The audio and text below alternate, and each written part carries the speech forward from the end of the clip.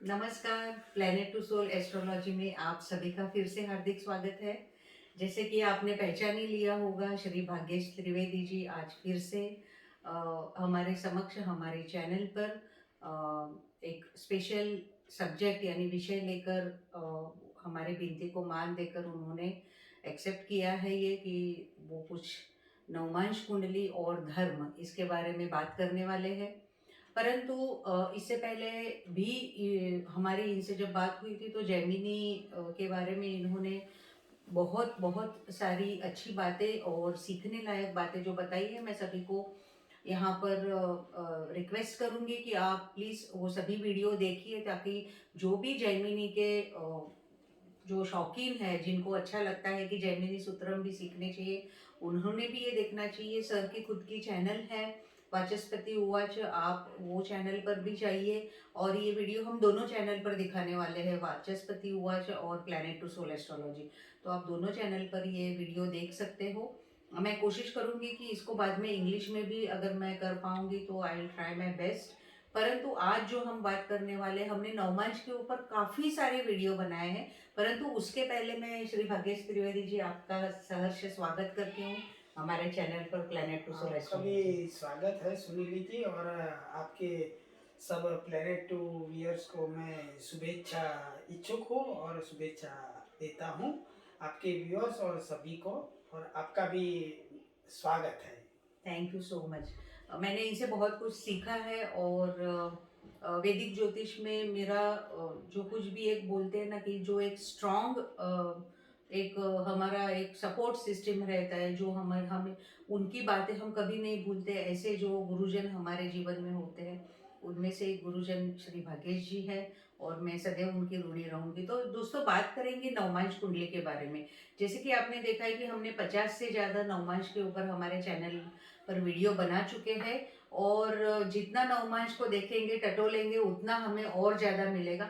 परंतु आज हम बात करने वाले हैं नवमांश कुंडली और धर्म भाव। जैसे सर से मेरी बात हो रही थी तो उन्होंने बताया कि जैसे आप सप्तम भाव देखते हो, यानी कि विवाह सुख या तो विवाह की जो भी सूक्ष्म स्वरूप सप्तम भाव का नवमांश कुंडली से जाना जाता है, उसी प्रकार आपका जो धर्म भाव है, जो नवम भाव है, वो भी नवमांश कुंडली से देखा जाएगा कि आपकी धर्म परायणता कितनी है, आपकी स्पिरिचुअल लेवल कितनी है, आपका स्पिरिचुअल इंक्लाइनेशन कितना है और आप आध्यात्मिक जगत में कितने आगे तक बढ़ पाओगे।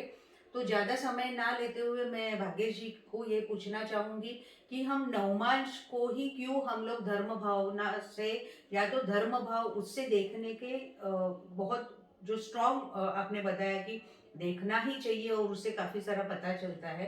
तो आपका क्या कहना है इस बारे में?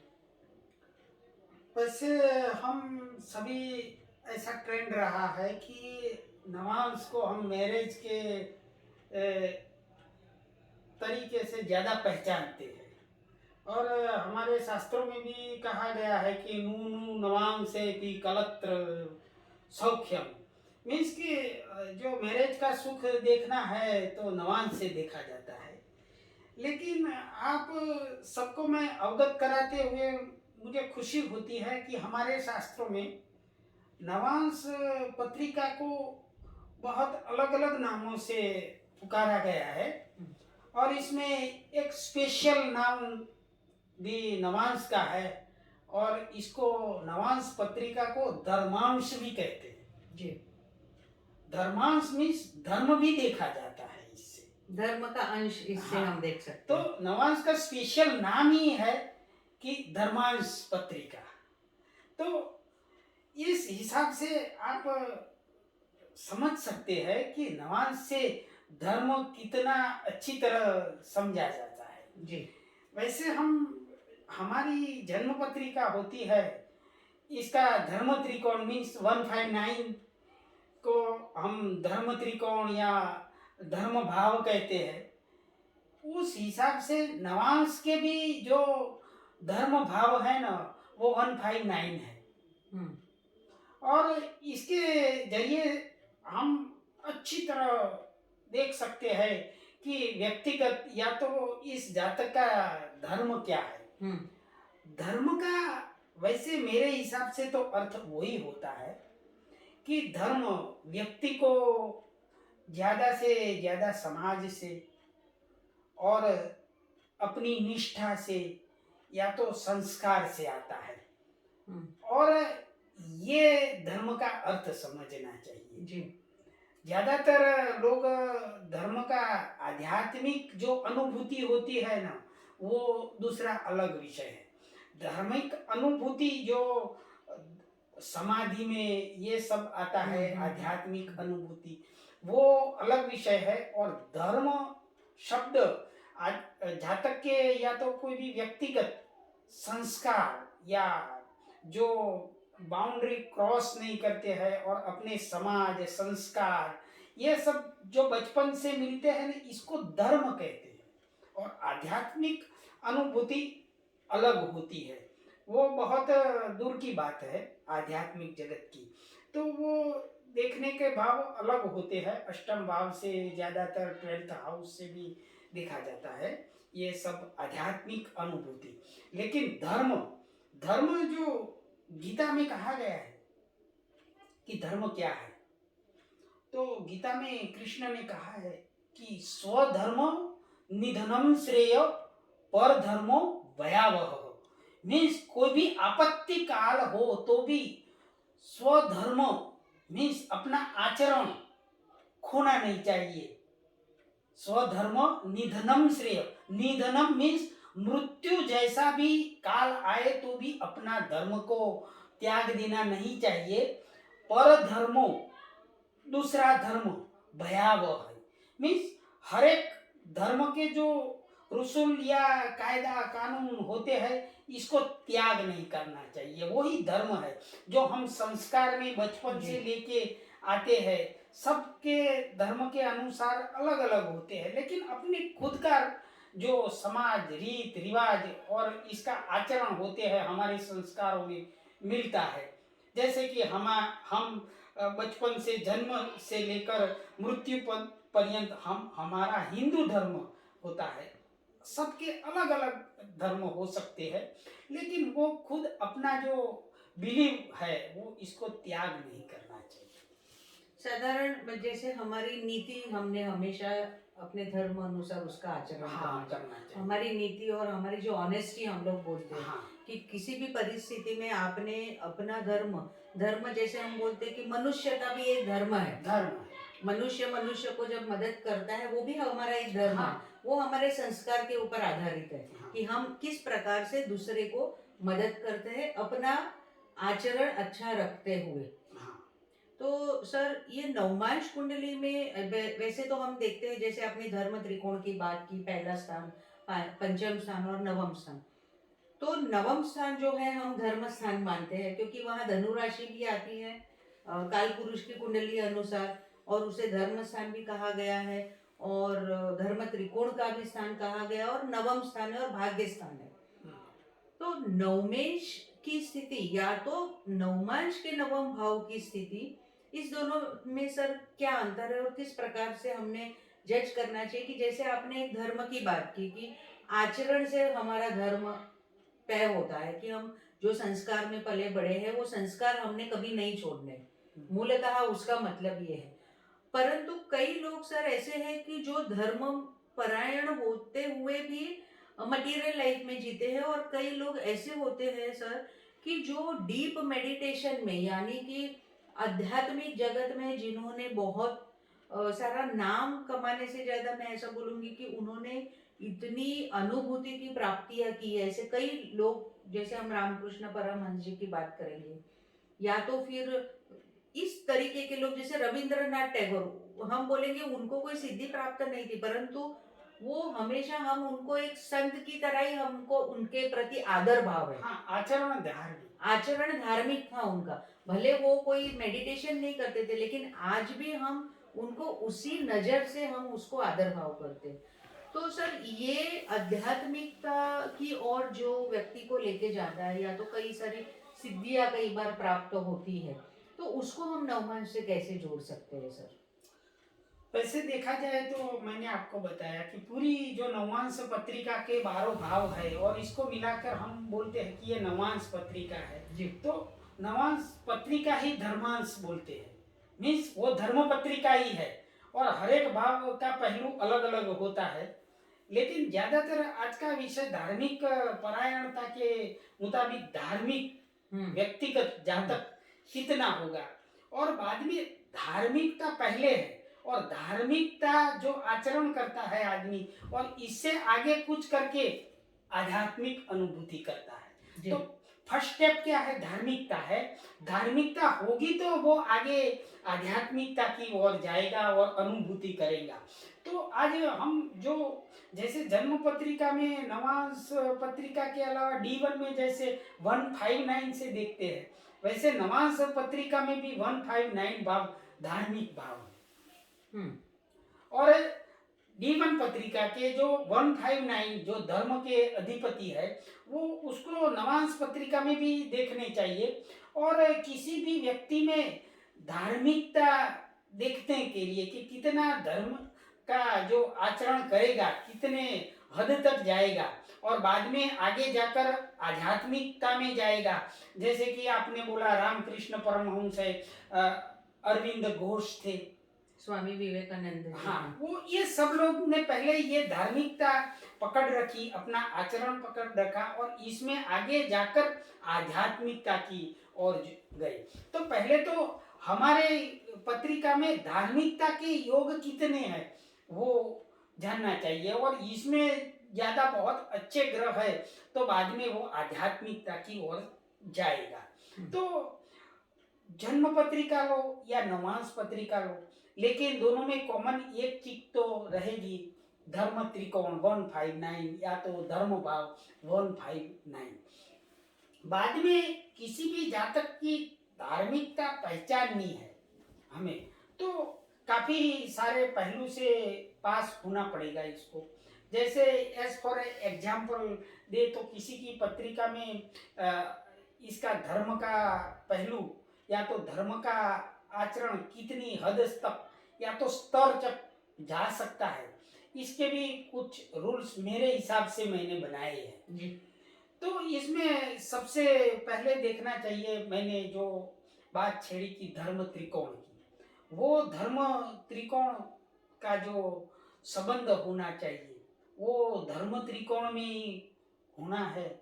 या तो D1 का जो धर्मेश भाव है 159, वो इसका अधिपति का नवांश में जरूर 155 जो तीनों भाव है इसके साथ सबसे ज्यादा संबंध होना चाहिए। क्यों? क्योंकि लग्नेश प्रथम त्रिकोण है तो उससे ज्यादातर विल पावर, दृढ़ता, निश्चय, निर्णायक शक्ति वो देखी जाती है। पंचम भाव पुण्य भाव है, बुद्धि भाव है, समर्पण भाव है। तो इसे ये पंचम भाव का अधिपति नवांश में क्या त्रिकोण स्थान में परिस्थिति क्या है 159 में वो देखी जाएगी।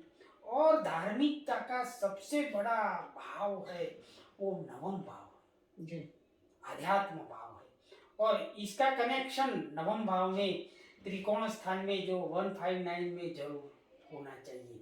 वो एक पहली आवश्यक शर्त है। जैसे कि सर अभी समझो किसी का समझो वृषभ लग्न बन रहा है तो ये 2 6 10 उनका धर्म त्रिकोण बन जाएगा D1 चार्ट में। तो आपका ये कहना है कि हमने शुक्र और बुध के अलावा शनि जो नवम भाव का स्वामी है मुख्य, वो शनि की पोजीशन नवमांश कुंडली में देखना अधिक जरूरी बन कोई भी लग्न हो जी, कोई भी लग्न हो जी। इसके जो त्रिकोण स्थान के अधिपति है D1 के, इसका नवांश पत्रिका में 159 तीनों भावों में प्रथम भाव, पंचम भाव और नवम भाव में बैठना जरूरी है। अच्छा, मतलब कि D1 के जो धर्म त्रिकोण के स्वामी है, अगर नवमांश कुंडली में वह धर्म त्रिकोण में ही जाकर बैठते हैं, वो आवश्यक शर्त है पहली। अच्छा, तो ये जातक की जरूर धार्मिकता आगे जाकर बढ़ेगी। जैसे कि अभी हमने वृषभ लग्न का उदाहरण लिया सर, तो वृषभ लग्न का समझो शनि नवम भाव का स्वामी बन रहा है, शुक्र प्रथम भाव का और बुध पंचम भाव का स्वामी बन रहा है, और उस व्यक्ति जातक की कुंडली अगर वर्गोत्तम है और वृषभ लग्न ही उसका बन रहा है, और अगर शनि वृषभ लग्न में आ गया समझो उनकी कुंडली में, तो हम ऐसा बोल सकते हैं कि ये ज्यादा धर्मपरायण होगा व्यक्ति। हाँ, इसमें भी थोड़ा स्तर रहेगा। प्रथम अच्छा। भाव निम्न स्तर रहेगा, 5 इससे बढ़िया रहेगा, और इससे भी हाँ। ज्यादा 9th हाउस में तो अच्छा है। और ये तीनों भावों में नहीं हो, धर्म त्रिकोण में, तो भी केंद्र स्थान में हो तो जी जी जी, समाज में रहकर भी आदमी धार्मिकता रह सकता है। रह सकते हैं। पूर्ण धार्मिकता तो त्रिकोण स्थानों में ही आएगी। लेकिन सपोज किसी का, आपने बताया वृषभ लग्न है और 9वें इनका शनि हुआ, और शनि अगर जो इसका लग्न है इसमें 5th हाउस में जी। या तो 9th हाउस में नहीं रहेगा, लेकिन सपोज कि केंद्र में हो तो भी अच्छा रहेगा। बिल्कुल लेकिन बिल्कुल। पूर्ण शर्त नहीं होगी, दूसरे स्तर का होगा। तो त्रिकोण स्थानों का अधिपति कोई भी लग्न में, लग्न का जो D1 बोलते हैं जन्म पत्रिका, उसका त्रिकोण भाव नवांश में संबंध होना सबसे जरूरी बात है। स्वगृही उच्च मित्र राशि का हो तो सबसे अच्छा है। बिल्कुल। अब ये पहली शर्त हुई।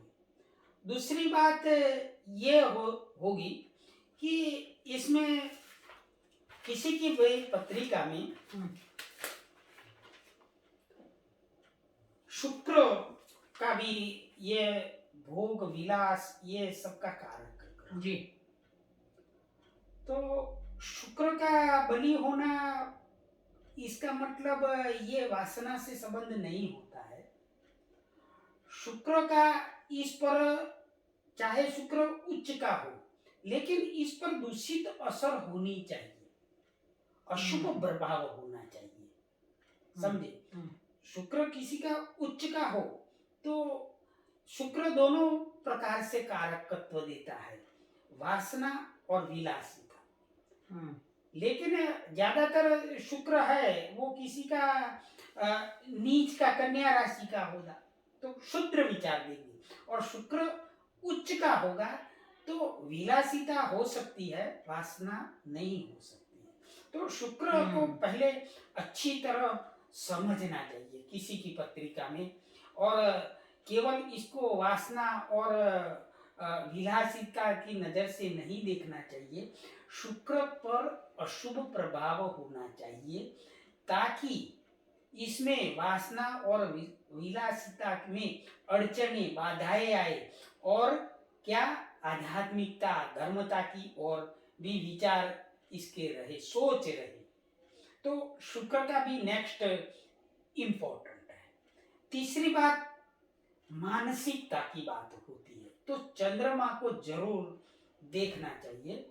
चंद्रमा मानसिकता का द्योतक ग्रह है, इसलिए मानसिकता कैसी रहनी चाहिए, धार्मिक आचरण, आध्यात्मिकता की, और जो पत्रिका आध्यात्मिक और धार्मिक लोगों की मैंने देखी है, इसमें देखा है कि चंद्र पर पाप प्रभाव होना जरूरी है। चंद्र फुल मून हो लेकिन फ्री नहीं होना चाहिए। फ्री मीन्स सोच इतनी हो कि भौतिकता की ओर बढ़ाए, इसलिए मन पर पाप प्रभाव हो, ज्यादा जिंदगी में कष्ट आएंगे, तब ये धर्म का आचरण की कसौटी होगी और धार्मिकता में डटा रहेगा, दृढ़ता रहेगी।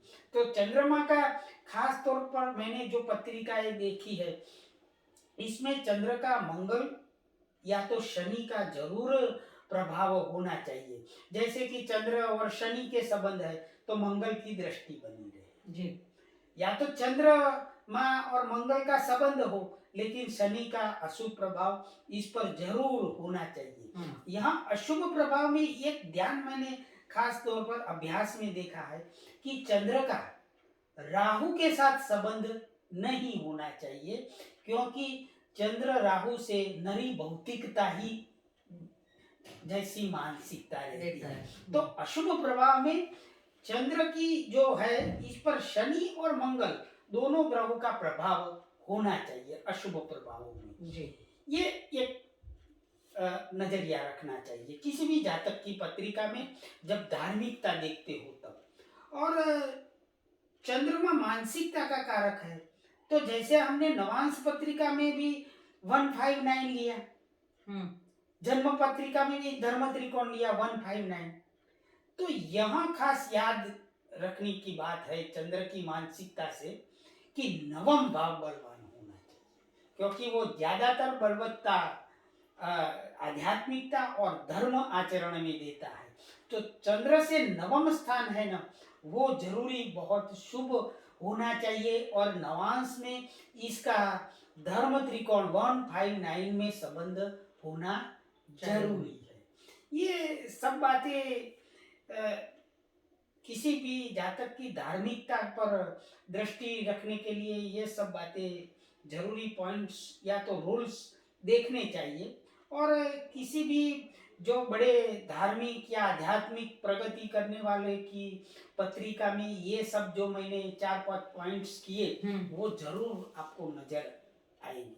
जैसे कि मैं एक एग्जाम्पल आपके सामने पेश करूं कि माँ आनंदमयी थी, वो धार्मिकता में आगे बढ़कर बहुत समाधि तक आगे बढ़ गई, आध्यात्मिक अनुभूति इनको हुई थी। तो इसकी पत्रिका में आप ये सब हमने धार्मिकता के बारे में देखे, वो नवांश पत्रिका में आप देखेंगे तो आपको जरूर योग मिलेंगे। जैसे कि आपको नोट करने के लिए और हमारे जो व्यूअर्स है वो अपनी तरह से वो पत्रिका को समझ सके, इसलिए ये जन्म समय नोट कर ले कि 1 मई 1896 और सुबह के 3:01 का जन्म समय है इनका, और 4 डिग्री का लग्न है। सो इसका मीन लग्न आता है, और मीन लग्न में ही शुक्र है, उच्च का शुक्र है, उच्च का शुक्र है। तो यहाँ वासना नहीं देता है, विलासिता देता है ये शुक्र, इसका द्योतक है। बाद में इसकी पत्रिका में देखा जाए तो दूसरे स्थान में सूर्य उच्च का है, आत्मा का कारक, जो आत्मकारक सूर्य उच्च का है। बाद में देखा जाए तो बुध है वो 3rd हाउस में है, बृहस्पति उच्च के है मीन लग्न में, तो 5म भाव में आ गए, और केतु 6ठ स्थान में है, शनि वक्री होकर उच्च का 8म स्थान में है, और भाग्य स्थान में वृश्चिक राशि आएगी, और चंद्रमा धनु राशि का है, और मंगल राहु का 12th हाउस में संबंध है। तो यहाँ पहले हम देखेंगे कि इसके धर्म त्रिकोण तो 159 तो कितने बहुत ही शुभ हुए हैं, देखते ही पता चल जाता है कि ये आध्यात्मिकता का और ही रुख रहेगा, धार्मिक का बहुत अच्छा आचरण रहेगा। क्योंकि देखिए आप लग्न तो शुद्ध हुआ, प्रथम जो हमारी उच्च का शुक्र हुआ, 5म भाव तो इसमें गुरु उच्च का है, और जो 9म भाव है इसमें वृश्चिक राशि है, इसका सीधा कनेक्शन 12th हाउस के साथ है। अब हमने कहा था कि नवांश पत्रिका जो धर्मांश पत्रिका कही जाती है, इनमें ये सब शर्तें है वो पूरी होती है कि नहीं, ये हम चर्चा के विषय में रखेंगे। तो 4 डिग्री का जो लग्न है मीन लग्न, तो स्वाभाविक है कि इसका सिंह लग्न ही आएगा, और सिंह लग्न में इनका सूर्य गुरु कन्या राशि के हैं, राहु 5म स्थान में है, बुध मकर राशि में है, शुक्र वंश के वर्गोत्तम होता है और 8म स्थान में है। बाद में मंगल स्वगुरु है मेष राशि का, और शनि चंद्र 10म स्थान में है, और केतु 11th हाउस में है। तो अब D1 के धर्म त्रिकोण के स्वामी नवांश में इसका प्लेसिंग देखना पड़ेगा। तो यहाँ नवांश पत्रिका का धर्म जो बात हमारा मुख्य विषय है, चर्चा का विषय, तो इसमें 9म स्थान का अधिपति जन्म पत्रिका का वो भले वो जन्म पत्रिका में 12th हाउस में मंगल है राहु के साथ, लेकिन नवांश पत्रिका में पोजीशन देखिए बहुत ही अच्छी सुपर्ब परिस्थिति में स्वगृही होकर धर्म स्थान में ही रहा है। तो मैंने आपको कहा था पहले भी चर्चा के विषय में कि अभ्यास से मैंने देखा है कि ये त्रिकोण स्थान के अधिपति नवांश में भी त्रिकोण स्थान में ही रहने चाहिए।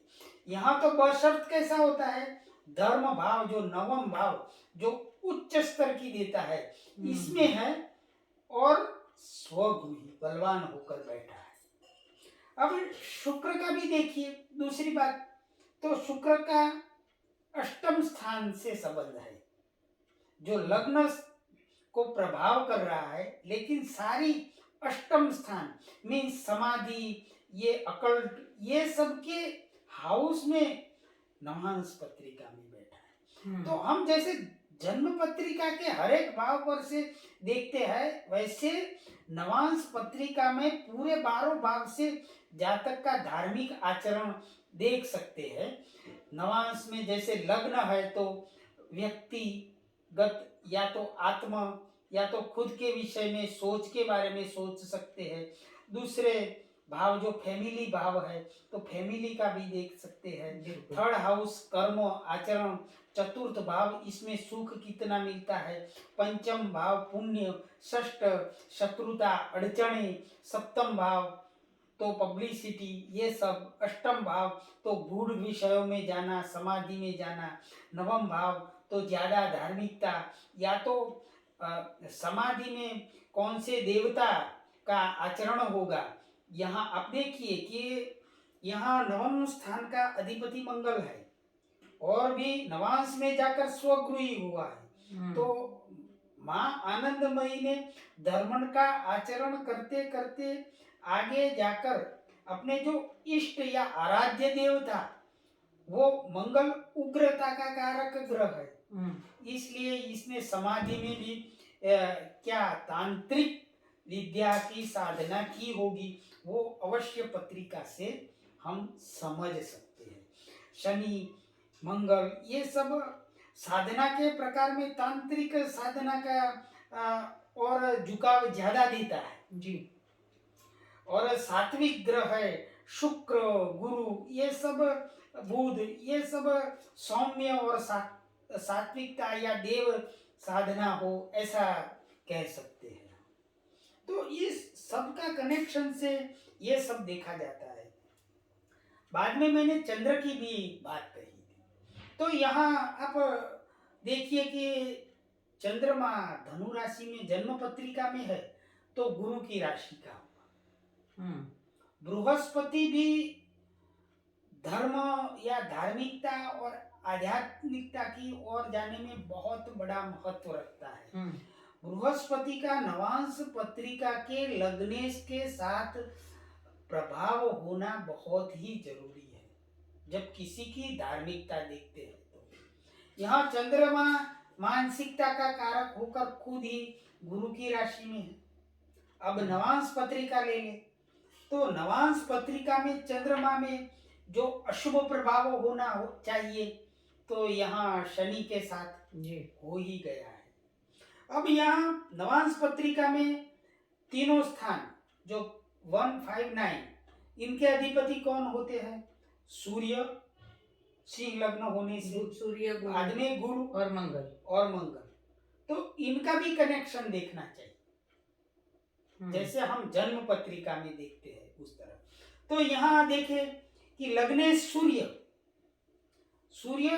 गुरु के साथ कन्या राशि में सिंह लग्न में है, तो ये गुरु का कनेक्शन सीधा सूर्य आत्मकारक के साथ हो गया लग्न। तो मैंने कहा था कि लग्न पर गुरु का प्रभाव 159 स्थानों के अधिपति के साथ होना चाहिए। और यहाँ क्या शुक्र है उस पर सूर्य और गुरु का प्रभाव भी दृष्टि से हो रहा है। मीन्स कि जो हम समझते हैं कि शुक्र उच्च का है तो वासना विलासिता भोग ये सब ज्यादा देगा। लेकिन यहाँ क्या है लग्न में होकर उच्च का वर्गोत्तम होकर वही रहता है, लेकिन अष्टम स्थान में गया है जरूर, लेकिन सूर्य और गुरु की दृष्टि में गया है।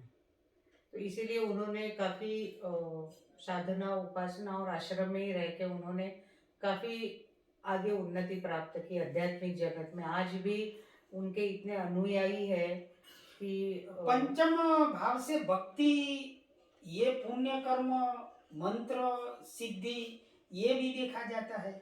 माँ आनंदमयी की पत्रिका में राहु पंचम भाव में, तांत्रिक साधना ये सब, मंगल भी नवम भाव में, तो वो भी तांत्रिक, ये सब समाधि अवस्था, ये सब दिखाता है। तुरंत ही हमको देखने से ही पता चल जाता है। तो और उनकी मूर्ति भी, मतलब उनका जो चेहरा या तो व्यक्तिमत्व देखेंगे तो भी बहुत करुणामयी, अ, उनके प्रति देखकर ही आदर भाव निर्माण होते हैं। वो भी बहुत सर मायने रखता है कि हम जब किसी के सामने देखते हैं तो एक करुणा की भावना हमें तुरंत, हम जानते हो या ना जानते हो उस व्यक्ति को, परंतु अभी तो हमें माँ आनंदमयी पता है कौन है क्या है, परंतु जब हम उनका फोटो या तो देखते हैं तो तुरंत हमें आदर भाव एक आता है। जैसे रामकृष्ण परमहंस जी को भी हम देखते हैं, विवेकानंद जी को देखते हैं, योगानंद स्वामी को देखते हैं, तो तुरंत एक करुणा का भाव उन पर इतना रस भरा होता है कि हमें दिमाग में कुछ और हमारे आता ही नहीं है। हाँ, ये भी एक शायद वो धर्म भाव, जैसे आपने बताया, वो मजबूत होने से हो सकता है। जैसे उनका मीन लग्न हाँ, मुख्य कुंडली में उनका है, हाँ। और अब गुरु उच्च का बैठा हुआ है, इसीलिए एक सात्विक भाव जो चेहरे में हम लोग देखते हैं। और वही गुरु सूर्य के साथ चला गया है नवमांश में, तो एक तेजस्विता प्रदान कर रहा है उनको एक प्रकार इन की। षट D1 हो, इनके भी त्रिकोण भाव के अधिपति है 159 के, वो बलवान होने चाहिए। नवांश में भी उस तरह बलवान होने चाहिए, उसका कनेक्शन बहुत मजबूत होना चाहिए। और इससे भी ज्यादा किसी की कोई भी जातक हो कि हम नहीं जानते हैं और इसकी पत्रिका देखने बैठे हैं, तो हमको धार्मिकता का जो ये चर्चा का विषय है वो देखने का शॉर्ट एंड स्वीट की है। तो वो ऐसा है कि किसी की पत्रिका D1 का 9th हाउस का अधिपति देखो जी, और इसकी नवांश में त्रिकोण स्थानों के साथ संबंध होता है 159 में, तो वो जरूर धार्मिकता की असर वाला होगा। सेकंड, चंद्रमा मानसिकता का कारक है।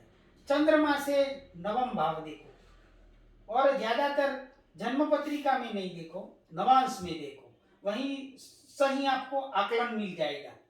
यहाँ ये पत्रिका में देखिए, चंद्रमा और शनि नवांश में, आध्यात्मिकता, संपूर्ण वैराग्य आ गया। अब चंद्रमा की जो पोजीशन है वो यहीं पे देखा जाए तो वृषभ का चंद्रमा उच्च मनोबल, शनि वैराग्य, और इससे नवम भाव देखिए तो वृषभ का चंद्र आया तो नवम भाव का अधिपति कौन हुआ? बेजिक नेचुरली शनि हुआ। और नवमें चंद्र लग्न में, खुद लग्न में ही है। बिल्कुल बिल्कुल। D1 का 9th हाउस का अधिपति देखा जाए तो मंगल हुआ, और वो कहाँ? नवम भाव में ही है, नवांश में, और स्वगुरु ही हुआ है। तो ज्यादातर कोई भी जजमेंट लेना है, जो व्यूअर्स को बता रहा हूं, तो नवम भाव का अधिपति दोनों पत्रिकाओं का, जन्म पत्रिका का और नवांश पत्रिका का, सही स्ट्रॉन्ग पोजीशन में होना चाहिए कनेक्शन। और बाद में मानसिकता के लिए चंद्रमा का प्रभाव, जो मैंने शनि मंगल का कनेक्शन प्रभाव बताया, वो होना जरूरी है। कष्ट होगा तो ही आध्यात्मिकता, और दुख में से ही आध्यात्मिकता, धर्म की ओर आचरण रहेगा। निश्चित चंद्रमा की पोजीशन भली होनी चाहिए दृढ़ता के लिए, और वहीं से नवम भाव देखे चंद्र पत्रिका में, और नवांश में पोजीशन देखिए वो अच्छी है, तो जरूर धार्मिकता की और व्यक्तिगत आचरण होगा, और वो आगे जाकर जितने अधिपति बलवान होंगे वो आध्यात्मिकता की ओर अग्रसर होंगे। और सर, चंद्र शनि की युति को हम लोग विषय योग बोलते हैं। शायद वो मटेरियल लाइफ यानी भौतिक जीवन के लिए काफ़ी लोग उसमें स्ट्रगल करते हैं कि मैरिज नहीं होते हैं, या तो हमें बहुत ही कठिनाइयाँ आती है आगे बढ़ने के लिए। लेकिन जो लोग धर्म के पथ पर चल पड़े हैं, या तो जो लोग अकल्ट या तो इस प्रकार के कामों से, जैसे ज्योतिष के कामों से जुड़े हुए हैं, या तो योग शास्त्र के साथ जुड़े हुए, साधना के साथ जुड़े हुए हैं, मटेरियल लाइफ में रहते हुए उनको भी मैंने देखा है कि काफ़ी अच्छे वो लोग खुद को एस्टेब्लिश कर पाए हैं, चंद्र शनि युति वाले। भले उन्होंने पूर्णतः अध्यात्म में जीवन व्यतीत नहीं किया है, परंतु ये युति या तो उनका जो कनेक्शन है वो उनको काफ़ी सारा एक बोलते हैं ना कि एक निर्मल ज्ञान जो रहता है, जो अंदरूनी ताकत से आता है, वो उनको बाय डिफ़ॉल्ट शायद हो सकता है। जैसे आपने बताया कि शनि चंद्र के ऊपर अशुभ परिणाम होने से उनको एक लगाम लग जाती है, उनके विचारों को। और सर ये केतु के बारे में भी ये उतना ही हम बोल सकते हैं अगर चंद्र का, क्योंकि केतु एक डिटैचमेंट का वैराग्य सूचक ग्रह है केतु। और केतु को भी हम लोग हमेशा एक साधना, उपासना, किसी चीज़ से हमारा पूर्णतः रस यानी कि उसके प्रति हमारी जो एक अट्रैक्शन है वो कम हो जाना, उसको भी हम केतु को जोड़ते हैं। तो केतु के बारे में आपका क्या क्या ख्याल है कि नवमांश में केतु का महत्व है? आध्यात्मिकता को हम केतु के साथ कई बार जोड़ते हैं सर, जैसे गुरु और केतु का हम लोग बोलते हैं, उस प्रकार केतु के बारे में सर आपके क्या ख्याल है? वैसे आध्यात्मिकता संसार से आदमी विमुख होता है तब आती है। वैराग्य सूचक ग्रह शनि है। और शनि का प्रभाव ज्यादातर चंद्रमा मानसिकता का कारक है, वो बेजिक होना चाहिए। अब केतु का आपने कहा, वो केतु के बारे में सब ग्रहों में एक गुप्त सूत्र है जी कि केतु जो ग्रह के साथ बैठता है वो ग्रह की शक्ति को 5 गुना बढ़ा देता है। बिल्कुल। तो जो इसका कारकत्व होता है, सपोज कि बुध के साथ बैठा, गुरु के साथ बैठा, तो सब ग्रहों का जो कारकत्व होता है ना, उसको 5 गुना बढ़ा देता है, अपनी ताकत उसको देता है। हाँ केतु। हाँ। तो यहाँ जैसे हम लोग गिनते हैं कि गुरु धार्मिकता का कारक है, तो इसके साथ केतु बैठता है तो ये धार्मिकता 5 गुनी बढ़ा देता है।